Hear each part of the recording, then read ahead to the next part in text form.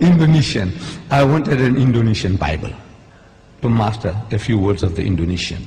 So I went to the Bible house in Durban. My city in South Africa has got a Bible house where they sell Bibles, specialize in Bibles in different languages.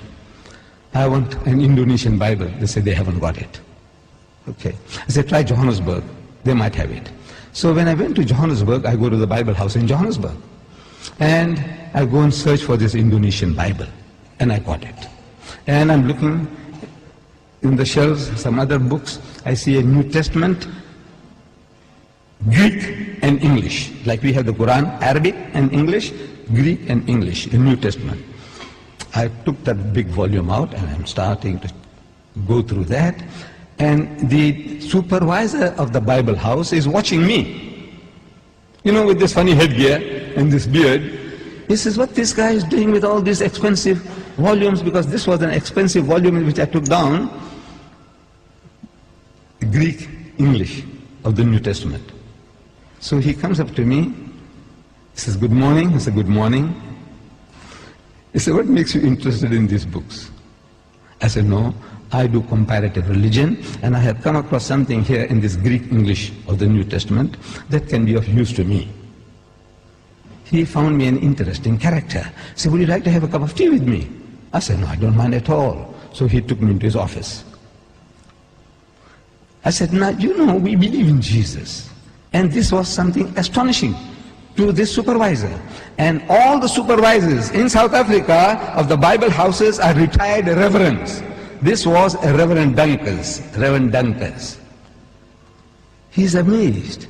I says, you know, we believe in Jesus and in his miraculous birth. And so saying, I started repeating these verses from the Quran.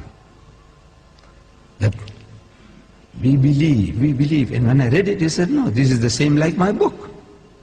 What you are saying now, that when the good news is given to Mary, the mother of Jesus, in the Holy Quran, she says, قَالَتْ رَبِّ أَنَّ يَكُونُ لِي وَلَدٌ وَلَمْ يَمْسَسْنِي بَشَرٌ. She said, oh my Lord, how can I have a child when no man has touched me? Which means physically, sexually.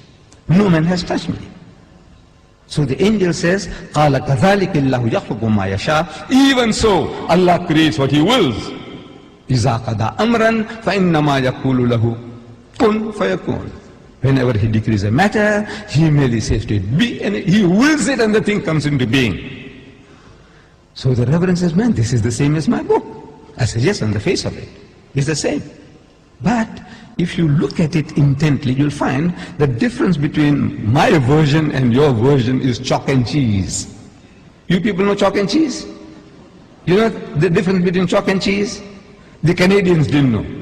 The Canadians, I'm telling you, when I went to Canada, I spoke about chalk and cheese. They didn't hear that phrase before.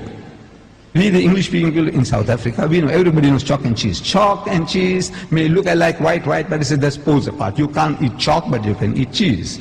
No? But the Canadians didn't know. The Canadians didn't know. I'm telling you. I don't know whether you people know. Difference between chalk and cheese. The poles are, in other words, poles apart. So he said, how? I said, you know, in the Holy Bible, in the Gospel of St. Luke, we are told when this good news was given to Mary, the mother of Jesus, about the birth of a Holy Son, she says, how can this thing be when I know not a man? In the biblical language, no means sex. No to know means no sexually. Not she doesn't know a man. She knows her uncle, her fathers, her neighbors. Surely she knows other men. But no. No in the biblical language means sex. In the Quran it says, no man has touched me. Again, it means not touched me, means had sex. Both the Quran and the Bible are saying the same thing. The replies to them are revealing. In the Holy Bible, the answer to Mary's protest was that the Holy Ghost will come upon thee. I'm reading the Bible to you. Luke. The Holy Ghost will come upon thee, and the power of the Most High will overshadow thee. Now that gives you a mental picture. The Holy Ghost is a person. That's what the Christians say. The Father is a person, the Son is a person, and the Holy Ghost is a person, but they're not three persons, but one person. I don't know whether you heard that expression before. But He's a person. This Holy Ghost will come on Mary. How? See, it gives you in your mind. It makes you think how. like a man and a woman, like a bull and the cow. How? The Almighty will overshadow her. How? No, it gives you a mental picture. So I'm suggesting that it gives you a mental picture. How? The Holy Ghost will come on her. We know it's a miracle. We agree it's a miracle. But the language that you're using, the language is down to earth language.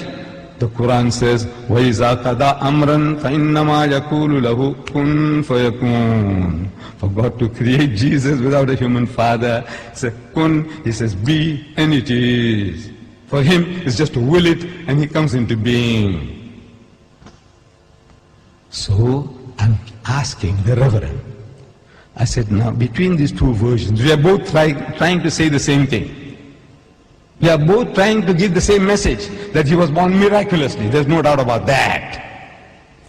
But I said, which version would you prefer to give to your daughter? The Quranic version or the biblical version? We are both trying to say the same thing. He said, he bowed his head down in shame, and he said he would prefer to give the Quranic version. This is Reverend Dunkers, the head of the Bible Society in Johannesburg.